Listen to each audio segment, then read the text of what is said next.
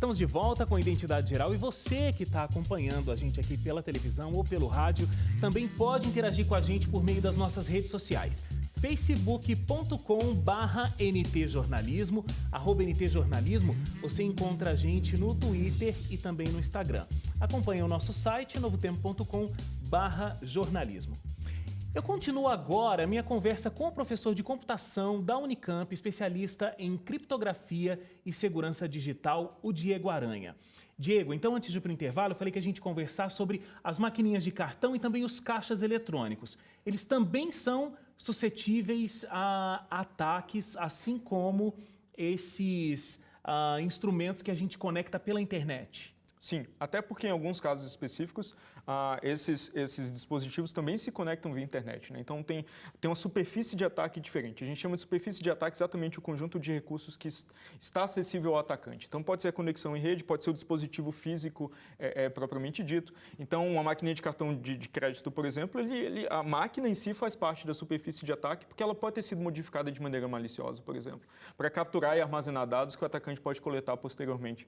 A mesma coisa funciona para caixa eletrônica, a gente conhece o que chama de chupa-cabra, né? Que é exatamente a substituição do leitor de cartão para que, ou uma frente falsa do caixa eletrônico para que o usuário forneça os seus dados para um dispositivo controlado pelo atacante e não o caixa eletrônico original. Assim. Então você pode construir essa frente falsa, as pessoas não vão perceber no uso no dia a dia. Então essas máquinas também têm conexão à internet, elas falam com o banco, né, via internet. Além disso, ainda tem a superfície de ataque no mundo físico que precisa ser protegida. Agora, Diego, você que encontra essas falhas e pesquisa isso nesses sistemas, tem alguma dica para quem está acompanhando aqui o nosso programa e de repente vai ficar com medo, porque tem alguma forma de identificar o perigo quando está diante de um caixa eletrônico, diante do celular, diante do computador? Tem alguns indicativos disso?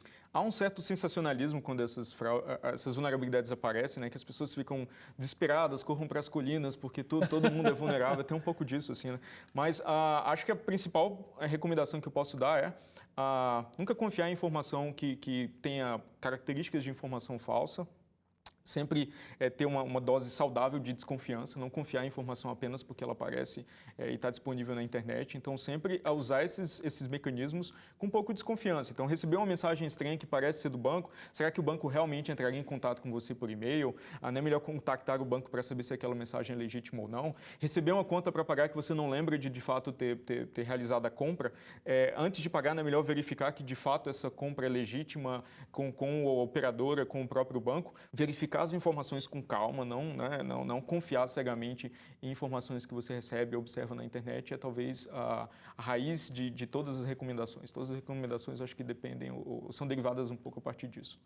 Diego, vamos falar sobre urnas eletrônicas. Como é que você teve o contato com as urnas e que tipo de vulnerabilidade você percebeu nela? Isso é muito sério, porque quando a gente pensa em eleições, as eleições aqui no Brasil têm esse alto nível tecnológico das urnas eletrônicas, a gente espera, no mínimo, transparência, a gente espera confiabilidade nessas urnas eletrônicas.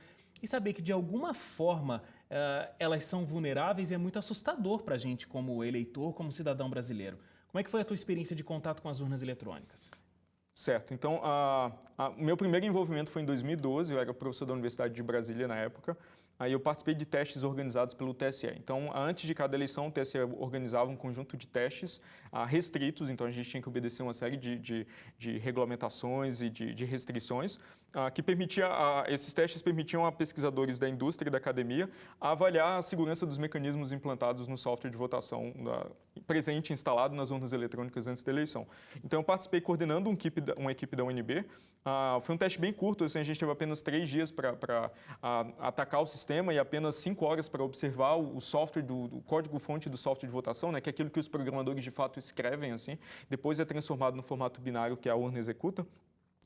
E a gente, nessas 5 horas, encontrou uma série de vulnerabilidades. Assim. Talvez a mais grave tenha sido foi que a gente utilizou para montar um ataque, foi a vulnerabilidade que nos permitiu vencer esses testes, era um concurso também, tinha a ver com o sigilo do voto. Então, a gente conseguiu, em eleições simuladas, reconstruir a ordem original de votação. A gente conseguia determinar com absoluta certeza como votou o primeiro eleitor, o segundo eleitor, o terceiro eleitor e assim por diante, baseado apenas em informação pública. A gente não precisava de uma informação privilegiada para conseguir reconstruir essa ordem de votação. votação. E essa mesma vulnerabilidade permitiria um outro ataque, que funcionaria da seguinte forma: vamos supor um eleitor ilustre que votou num certo instante de tempo. A partir desse instante de tempo, como a urna armazena a hora que cada eleitor votou, você consegue descobrir a posição desse eleitor ilustre, use a criatividade, né, alguma autoridade do país, você consegue descobrir a ordem que ele votou na fila de votação. Se você é capaz de recuperar os votos em ordem, você consegue dizer exatamente como esse eleitor votou. Isso com impacto possível até em eleições passadas, se elas utilizaram uma versão igualmente vulnerável do software. A gente também encontrou outros problemas de segurança, algumas ocorrências de práticas ruins do ponto de vista de segurança. Por exemplo, a autenticação do software, né?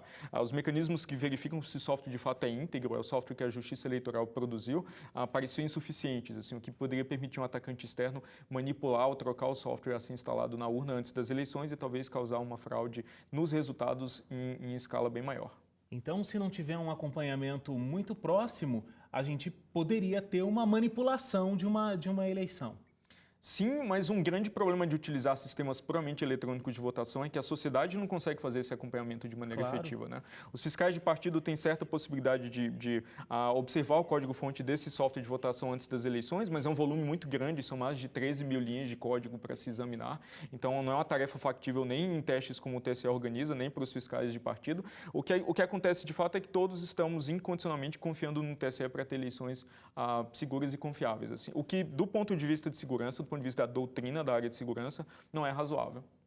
E outros países já vieram verificar como é o funcionamento da nossa urna eletrônica e não adaptaram isso para os seus países, né? A gente sabe de alguns lugares que utiliza algum tipo de voto eletrônico, mas junto utiliza o voto convencional, aquele voto em papel, né? Então você tem um registro físico e aí você tem um registro digital. Sim, é bem interessante observar esse movimento mundo afora, né? Porque nos anos 90, quando essa ideia surgiu, alguns países saíram na frente no sentido de informatizar suas eleições, mas rapidamente vários deles ou voltaram atrás para realizar eleições com cédulas em papel como convencionais. Talvez aqueles que tivessem dimensões menores e o custo não justificasse informatizar eleições para um país tão pequeno. Alguns votaram para eleições em papel, porque é possível fazer eleições com cédulas em papel de maneira segura. Talvez o problema seja muito mais desafiador com um país tão heterogêneo e tão grande como o Brasil, mas, novamente, não é impossível, mas é bem mais difícil no nosso caso. Outros países migraram ou transformaram o seu sistema para produzir também um registro físico do voto, que pode servir para recontagem, por exemplo, para conferir se a contagem eletrônica foi feita de maneira honesta. Lembrando que máquinas vão agir de maneira honesta se elas forem programadas para agir de maneira honesta, né? Esse mito da máquina honesta, ele é muito curioso, mas ele não tem lastro na realidade, assim. Então, esse movimento é bem interessante de observar. Atualmente, o único país do mundo que persiste utilizando sistemas puramente eletrônicos de votação, baseados em máquinas de votar, como a urna eletrônica, é o Brasil. O outro país que se encontrava nessa situação era a Índia, mas a partir das eleições de 2014, do ano passado, eles começaram também a experimentar com recursos que produzem um registro físico do voto, né, para conferência, auditoria e recontagem.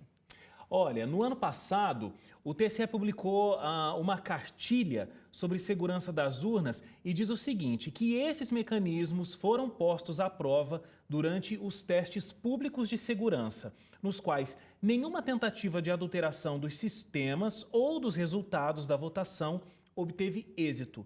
O TSE afirma que uma urna eletrônica conta com o que há de mais moderno em criptografia hoje, o que ela é extremamente segura.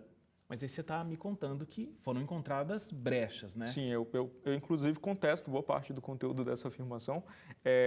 Nós vencemos os testes de 2012 explorando uma vulnerabilidade real no sistema e o trecho de código, a construção insegura que a gente encontrou, por exemplo, era conhecidamente insegura desde 95. Assim, então, não dá para dizer que era algo na fronteira tecnológica. Era, na verdade, um problema de livro-texto que a gente encontrou, um erro de livro-texto que a gente ensina para os alunos de graduação a não cometer, que a gente encontrou num pedaço do sistema, né, num componente do sistema, que era fundamental para proteger o sigilo do voto. Então, eu acredito, assim, eu posso afirmar, né, que a gente observou vários outros problemas do ponto de vista de segurança. Então, eu diria que o que a gente observou nas evidências técnicas que a gente coletou a partir do sistema, de fato, não satisfazem a definição ou a noção de segurança que o TSE costuma transmitir em suas propagandas. Você falou que é complicado, a sociedade não pode acompanhar, a gente tem que confiar. todo o processo de segurança ao TSE. Me explica uma questão. Se, por exemplo, acontecer algum tipo de adulteração de voto, algum tipo de quebra de sigilo de voto, porque eu posso ir lá, reconstituir a ordem, posso saber que celebridade votou em alguém ou alguma pessoa simples votou em alguém. Se isso acontecer, seria via um processo do TSE, porque o TSE afirma que é muito complicado um ataque às urnas eletrônicas porque elas não têm nenhum tipo de conexão à internet, como a gente estava falando agora há pouco dos celulares ou até dos caixas eletrônicos. Sim. Então, é isso mesmo? É difícil que aconteça um ataque às urnas eletrônicas fora do TSE? Para acontecer algum tipo de adulteração de voto ou algo semelhante, teria que ser um processo do próprio TSE se corrompendo, uma corrupção dentro do TSE. Vamos tentar partir a pergunta em duas algumas partes. Assim, exato. Bem, um sistema puramente eletrônico de votação, talvez ele produza evidências de fraude para quem controla o sistema. Assim. Então, talvez o TSE esteja numa posição privilegiada para determinar que tipo de fraude funciona ou não funciona contra o sistema. Isso é evidente. Assim. Para a sociedade, é muito difícil a gente, de fato, conseguir fiscalizar, porque o cidadão que vota na urna, ou o especialista que é interessado pelo assunto, ele não consegue, enquanto ele vota, por exemplo, saber se o sistema registra as escolhas dele de maneira correta, certo? É preferível, do ponto de vista de segurança, que a urna não tenha conexão à internet, senão aquela superfície de ataque que eu descrevi anteriormente acabou de ficar maior. Claro. Porque agora você tem mais uma conexão para proteger, essa conexão, de repente, se ela for sem fio, por exemplo, é um vetor de ataque que um atacante pode utilizar. Então, é preferível que essa conexão não exista. Mas, ao mesmo tempo, é bom lembrar que a urna eletrônica interage com máquinas via cartões de memória que têm conexão com a internet. Por exemplo, quando a gente termina a votação, a urna produz uma série de arquivos num pendrive chamado a mídia de resultados. Esse pendrive é extraído e colocado numa máquina do TRE para transmitir seu conteúdo para totalização. Isso no final do dia?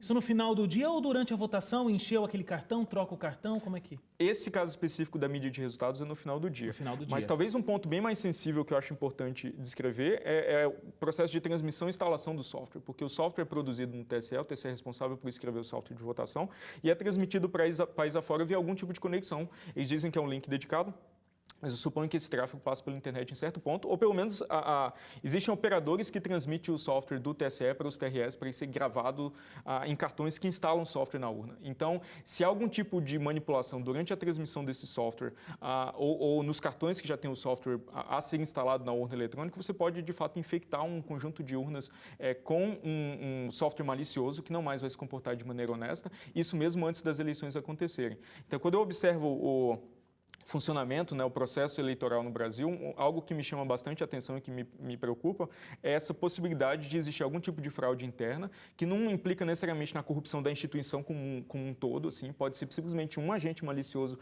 dentro do TSE que por algum motivo decidiu,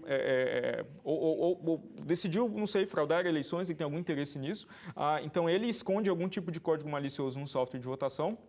Esse software de votação é transmitido para o país inteiro, ele dá a aparência de se comportar de maneira correta e normal, talvez ele passe até em alguns testes com uma votação paralela e outros mecanismos que existem para tentar evitar esse caso, mas a gente encontrou condições que permitiram ainda assim isso ser possível, e esse software passa a se comportar de maneira desonesta durante toda a eleição, sem isso poder ser detectado pelo eleitor, ou até pelas pessoas que trabalham no sistema, trabalham no TSE, porque se a fraude for sofisticada o suficiente, o software poderia, inclusive, agir de maneira desonesta durante a eleição e tentar se restaurar no final da eleição para dar a aparência de que ele foi software correto durante toda a eleição. Tem uma série de coisas que você pode pensar, claro, bem mais sofisticadas do que o tipo o tipo de fraude que a gente escuta no dia a dia, mas que estão dentro da esfera do possível. Assim. O que é difícil, o que não é muito convincente, é exatamente o custo desse ataque, né? Ele parece muito menor do que deveria ser quando a gente observou essa série de vulnerabilidades no sistema. Assim. Mas, claro, existe um ponto privilegiado para se montar uma fraude, que é exatamente a fraude interna, montado por alguém que tem acesso privilegiado aos sistemas da justiça eleitoral. E é importante observar que esse tipo de fraude interna ocorre em outros segmentos da indústria bancária, por exemplo. É muito comum a gente ter alguém dentro do banco vazando informação ou, de fato, manipulando sistemas para roubar dinheiro. Assim. Então, muitas vezes, fraudes em larga escala ocorrem com a colaboração de um agente interno que tem acesso privilegiado ao sistema.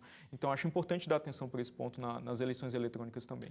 E o que é interessante interessante a gente deixar claro aqui, né, Diego, para a gente não ter um problema de interpretação, é que a gente não está dizendo que existem fraudes no processo eleitoral, a gente não está dizendo que aconteceram manipulações nas votações. O que a gente está conversando aqui, e as suas pesquisas mostraram, é que existe a vulnerabilidade, existe a possibilidade, mesmo que complexa, de pessoas mal intencionadas se colocarem nessa situação e plantarem algo num sistema e acontecer uma falha. A gente não está dizendo aqui aquela teoria da conspiração de que realmente a eleição está vendida, não é isso, esses não são os resultados. O que a gente está dizendo é que talvez o TSE precisasse prestar bastante atenção nisso, porque existe vulnerabilidade em se ter um processo de votação 100% eletrônico. Exato, precisamente. Eu sequer tive acesso a dados de eleições para poder ter qualquer conclusão nesse respeito, não estou argumentando que teve fraude ou nada dessa natureza, assim. Estou apenas lidando com as possibilidades técnicas e as condições técnicas que nós observamos no sistema em 2012. É difícil mapear exatamente como esse sistema evoluiu desde então, porque antes das eleições anteriores, o TSE optou não fazer testes de segurança, mas felizmente teremos testes de segurança no começo do próximo ano, começo de 2016, onde investigadores vão ter a chance novamente de acompanhar se houve reparo, se houve aprimoramento do ponto de vista de segurança em relação aos problemas que nós detectamos em 2012. Muito legal. Diego, muito obrigado pela sua presença.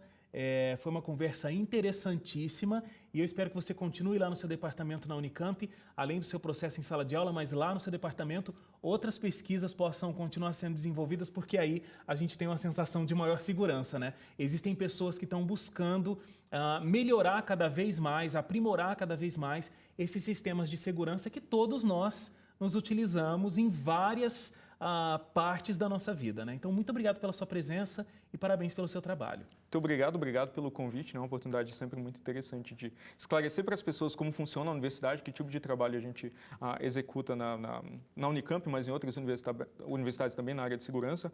E acho que instruir as pessoas também sobre como lidar com tecnologia no mundo real, como tomar as mínimas precauções para não ter nenhum tipo de problema. Claro. Obrigado. Muito obrigado. Intervalinho, então, a gente, na volta, recebe um grande comunicador e teólogo, Vanderlei Dornelles. Não sai daí, o Identidade Geral volta já.